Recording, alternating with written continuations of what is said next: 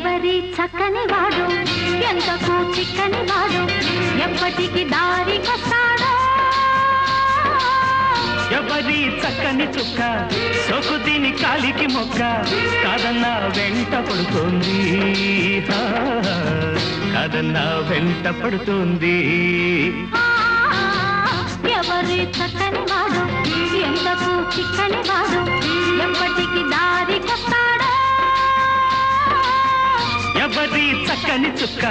సోకు దీని కాలికి మొక్క కాదన్నా వెంట పడుతోంది